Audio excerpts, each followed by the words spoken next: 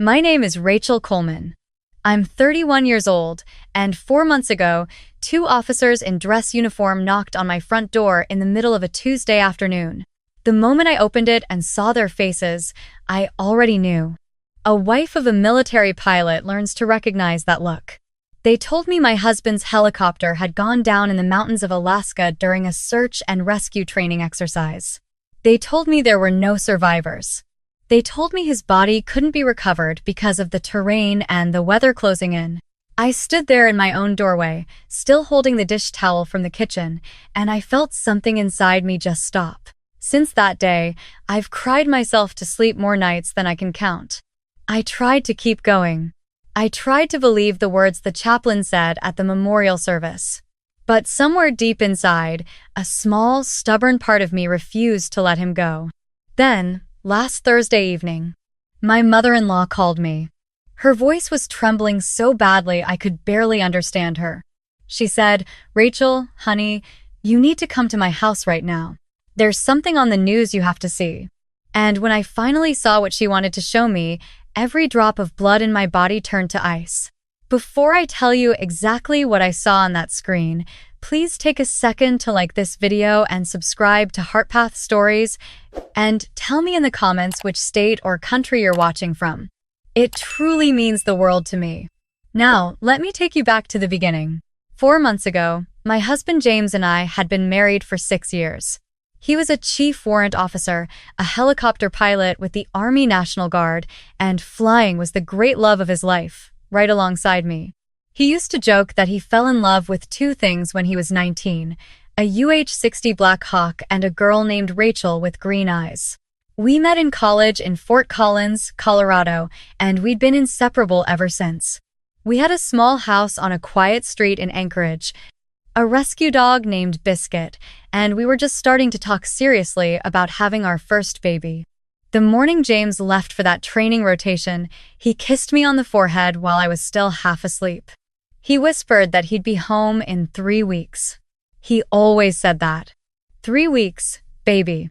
Don't burn the house down. It was our little routine. I mumbled something back and rolled over, and I didn't even open my eyes to look at him one last time. That's the part that haunted me most in the weeks that followed. I didn't look at his face. I didn't memorize it. I just assumed, the way wives always assume, that I'd see it again. 9 days later, the officers came. They explained it to me carefully, the way they're trained to. A mechanical failure. A sudden whiteout over the Chugach Range. 4 crew members aboard. No emergency beacon activated. Search teams had been dispatched, but conditions were brutal, and after 72 hours without contact, the Department of Defense had officially listed the crew as killed in action. They handed me a folded piece of paper with phone numbers on it. They told me the flag would come later. They called me ma'am. And when they left, the silence in my house was so loud it felt like it was pressing against my eardrums. The first week was a blur. My mom flew up from Denver. James's mother, Caroline, drove in from Wasilla and stayed with me for almost a month. My kitchen filled with casseroles from neighbors I barely knew. People said beautiful things about James, about his service, about how proud he would be of me. I nodded. I smiled when I was supposed to smile. I wore the black dress my sister picked out for me to the memorial service on base, and I accepted the folded flag with shaking hands. But when everyone finally went home and the house got quiet again, I'd sit on the bathroom floor in his old army t-shirt and just sob until my throat burned. His toothbrush was still in the holder by the sink. His flight jacket was still hanging by the back door. His coffee mug, the one with the cartoon moose that said "World's Okayest Pilot," was still in the kitchen cabinet where he always kept it. I couldn't bring myself to touch any of it. It felt like moving his things would mean admitting he was actually gone, and I wasn't ready to admit that. Not even a little bit. Weeks turned into a month. Then 2. Then 3. I went back to work at the elementary school where I teach 3rd grade because I needed something, anything, to fill the hours. The kids were gentle with me in ways children shouldn't have to be. One little girl named Piper drew me a picture of a helicopter flying up to heaven and gave it to me with the most serious face I'd ever seen on a 7-year-old. I put it on my refrigerator and cried for an hour after she left the classroom. At night, I'd sit on the couch with Biscuit curled up against my hip, and I'd scroll through old pictures on my phone. Videos of James flipping pancakes on a Sunday morning. A voice memo he'd left me once from a parking lot, singing along to an old George Strait song on the radio just to make me laugh. I listened to that voice memo so many times I started to worry I'd wear the digital file out somehow, that his voice would just evaporate and I'd never hear it again. 4 months passed like that. Long, heavy days that all felt identical. I kept thinking I was starting to accept it. I told my mom on the phone that I was doing better. I even packed up one of the boxes in his closet, the one with his old high school yearbooks, and I moved it to the garage. Baby steps, the grief counselor called it. Then last Thursday afternoon, everything changed. I was grading spelling tests at the kitchen table, half listening to the little hum of the dishwasher, when my phone buzzed. It was my mother-in-law, Caroline. I almost let it go to voicemail, because, honestly, her calls had been hard lately. She'd lost her only son, and sometimes when we talked, we just ended up crying together until one of us had to hang up. But something made me pick it up. Rachel? Her voice was strange, tight, almost breathless.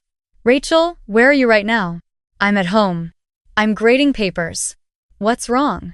There was a long pause. I could hear her breathing on the other end, quick and shallow. Honey, I need you to come over here, right now. I need you to see this with your own eyes, because if I try to explain it on the phone, you're going to think I've lost my mind. I set down my red pen. My heart was suddenly pounding. Caroline, you're scaring me. What's going on? Is it your health? Did something happen with Lenny? Lenny was her older brother, and he'd been in and out of the hospital all year. It's not Lenny. It's not me. She took a shaky breath. Rachel, it's James. For a second, I couldn't process the words. I actually thought maybe she'd had some kind of episode, some grief-induced confusion, and my heart broke all over again for her. Caroline, I said softly, James is gone. We had the service. You were there, honey. Rachel. Her voice cut through mine, sharp and certain. I know what I saw. I'm watching the news right now, and I'm telling you, you need to get in your car and drive over here. Please. Something in her tone made the hair on the back of my neck stand up. Caroline wasn't the hysterical type. She'd raised 3 kids mostly on her own after her husband left. She was the kind of woman who stayed calm when other people fell apart. So when she sounded like that, trembling and fierce at the same time, I knew I had to go. Okay, I whispered. I'm coming.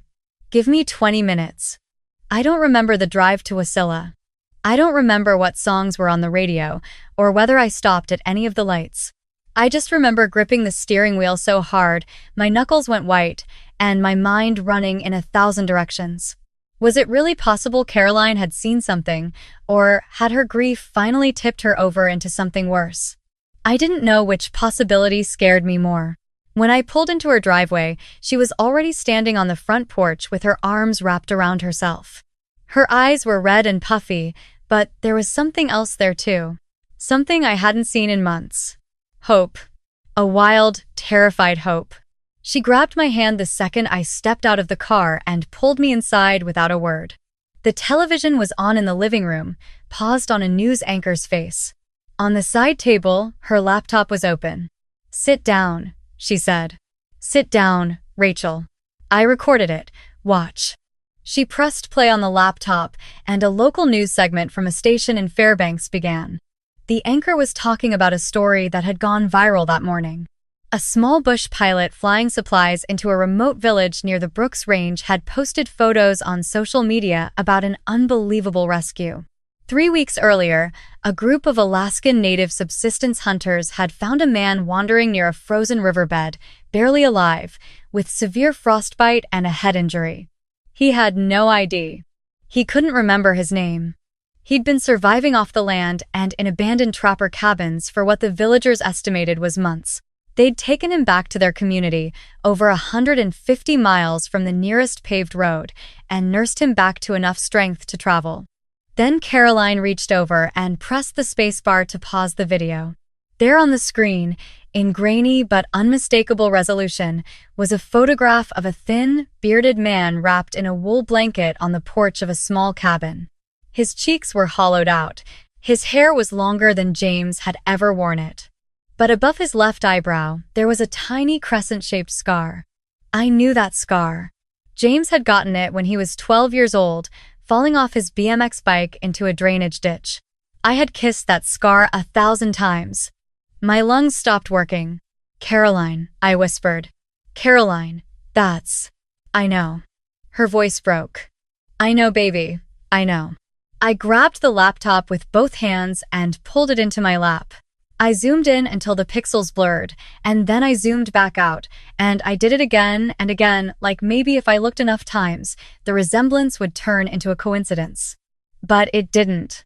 The eyes were his. The shape of his jaw under the beard was his. The way he was sitting, slightly hunched to the left because of an old shoulder injury from a crash landing in his second year of flight school, that was his, too. "They said no one survived," I said. My voice didn't sound like my own. "They told me no one survived." "I know what they told us," Caroline said. "But look at him, Rachel. That's my son. That is my son." For a long moment, I couldn't speak. I couldn't move. Everything I thought I understood about the last 4 months of my life was coming apart in front of me. If this was James, if this was really him, then I had buried a man who wasn't dead. I had cried myself to sleep for 122 nights while my husband was out there somewhere, cold and lost and alone, without any idea that his wife was waiting for him. "Have you called anyone?" I finally managed. "I called the news station first," Caroline said. "They gave me the name of the pilot who posted the photos. His name is Danny Voigt. He flies out of Bettles. I have his number right here." Her hands were shaking so hard she dropped her phone twice before she got the contact open. I took it from her. I dialed. The phone rang 4 times. 5. I was about to hang up when a gruff voice answered. "This is Danny." "Mr. Voigt?" My voice cracked. "My name is Rachel Coleman. I'm calling about the man in the photos you posted, the one your friends found by the river." There was a pause. "Yeah? I think that man is my husband," I said. "I think that's my husband who was reported killed in action 4 months ago." The line was silent for so long I thought the call had dropped. Then Danny cleared his throat. "Ma'am," he said slowly, "I don't know how to tell you this, but he's asleep right now in the bunkhouse behind my hangar. We flew him out of the village 2 days ago. He still doesn't remember who he is. But he knew how to read a topographical map. He knew how to check a carburetor. He's a pilot, ma'am. Whoever he is, he's a pilot." I couldn't breathe. Caroline was gripping my arms so tight I knew I'd have bruises the next day. "We're coming," I said. Tell him not to go anywhere. We're coming. Tonight if we can." I booked a flight from Anchorage to Fairbanks that left at 10 the next morning, and a chartered bush plane from Fairbanks up to Bettles that afternoon. I called the Army liaison office on the drive back to my house that night, and I sat on the phone with a major named Davis for almost an hour while he asked me 100 questions. He told me not to get my hopes up. He told me these things were almost never what they appeared to be. But he also promised that if there was any chance at all, they would send a team to verify. He sounded shaken. I think, in his heart, he already believed me. That night, I didn't sleep at all. I sat on the edge of our bed with Biscuit pressed against my side, and I looked at our wedding photo on the dresser. I thought about the last thing I'd said to James, which was some mumbled thing about the dishwasher. I thought about all the things I'd say to him if I got the chance. I prayed harder than I'd ever prayed in my life. The flight to Fairbanks was the longest 3 hours of my existence. Caroline sat next to me and held my hand the whole way. We barely spoke. When we landed, a weathered old man in a flannel jacket was waiting for us by the charter desk with a cardboard sign that said, "Coleman." Danny Voigt himself had come to fly us the rest of the way in. The bush plane ride to Bettles was the most beautiful and terrifying hour of my life. The mountains went on forever, white and blue and impossibly vast. I kept thinking, he was out there. He was out there in that somewhere for months, and he was alone. When we finally landed on the gravel strip outside of town, my legs felt like they wouldn't hold me. Danny drove us in his pickup down a rutted dirt road to a small cluster of buildings behind a metal hangar. He parked by a cabin with a tin roof and turned to us with his hands still on the steering wheel. "I need you both to understand something before you go in there," he said carefully. "He's in rough shape. The frostbite took 2 fingers on his left hand. He's thin. And his memory, ma'am, I don't want you to walk in there expecting him to know you. The doc in the village said it might come back, might not. It's been a long time." I nodded. I couldn't speak. Caroline was already crying silently in the back seat. I got out of the truck. The air smelled like pine and wood smoke. I walked up the 3 wooden steps to the cabin door, and my hand hovered over the handle for what felt like an eternity. Then I pushed it open. He was sitting in a green armchair by a small iron stove, wrapped in a Pendleton blanket, drinking something steaming out of a tin mug. His head was turned toward the window, watching a couple of ravens chase each other across the snow. When the door opened, he looked up. The world just stopped. His beard was full and streaked with a few early grays I'd never seen before. His cheekbones were sharper than I remembered, but it was him, it was James. His eyes, those blue-gray eyes I had fallen asleep next to for 6 years, those were his. "James," I whispered. He set down the tin mug slowly. His eyes moved across my face, thoughtful, careful, the way a man looks at a painting he doesn't quite understand. And then he gave me a small, polite smile. "Hi," he said quietly. "I'm sorry. Did they send you? The folks from the army?" My heart cracked open right there in the doorway. "James," I said, taking one step inside. "James, it's me. It's Rachel." His brow furrowed gently. He looked at Caroline, who had come in behind me, and then back at me. "I'm really sorry," he said. His voice was the same voice I'd played over and over on that parking lot memo. The same voice. I've been trying so hard to remember. Everyone keeps telling me people are going to come for me, and I keep thinking, when I see them, I'll know. But I don't. I don't know you. I'm sorry.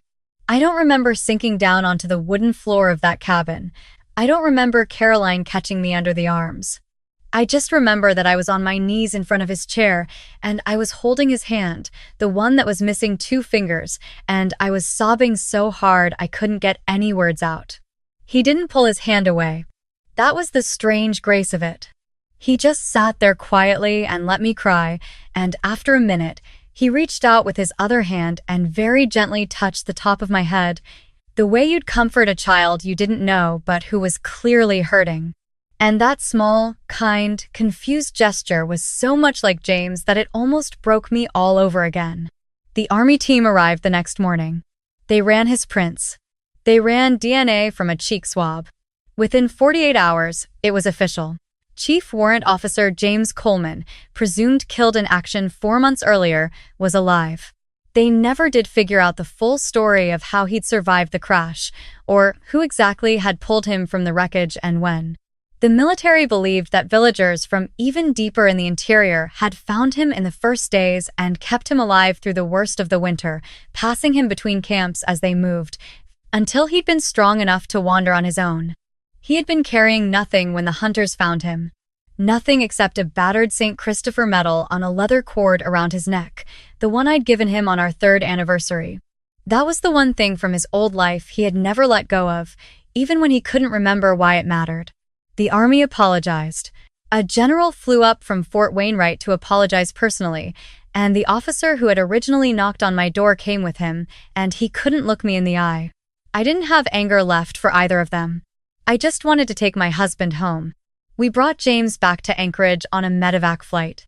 The doctors warned me, over and over, that his memory might never fully return.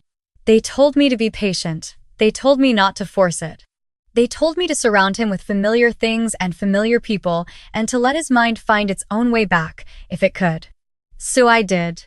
I made him his favorite breakfast every morning, the cinnamon oatmeal with brown sugar he used to eat before early flights. I took him on walks through our neighborhood in the evenings, down past the elementary school and the little park where we used to let Biscuit run off leash. I played our music in the kitchen while I cooked, Willie Nelson and George Strait and the Avett Brothers. I showed him our wedding album. I showed him pictures of his Black Hawk. I showed him the Christmas ornament he'd made me our first year together, a crooked little ceramic helicopter with my name carved into the tail. He was patient with all of it. He was kind. He held my hand when I cried. He told me, more than once, that he wished with everything in him that he could remember, that he could feel what I was clearly feeling, but he couldn't. I was a stranger who loved him, and he could see the love, and he could feel it in some quiet way, but he couldn't match it. Not yet. Weeks passed. And then, one evening in the middle of May, when the light was finally coming back to southern Alaska and the days were stretching long and gold, I drove him out to a place I hadn't taken him yet. It was a turnout on the Seward Highway, a spot overlooking Turnagain Arm, where 6 years earlier he'd pulled the car over on the way back from a weekend trip and asked me to marry him. There was a scrubby pine tree on the edge of the cliff with our initials carved into the bark, R+J. Inside a lopsided heart he had cut with a pocket knife. We sat in the car for a long time, watching the tide go out across the mudflats. Beluga whales were surfacing in the channel, small and white and dreamlike, the way they always were in the early summer. I finally got out and walked to the tree. He followed me slowly, curious. "You carved this," I said. I put my hand on the bark. "Right here. 6 years ago next month. You told me you were going to love me until the tide stopped coming in, and then you were going to love me some more." He stared at the letters for a long moment.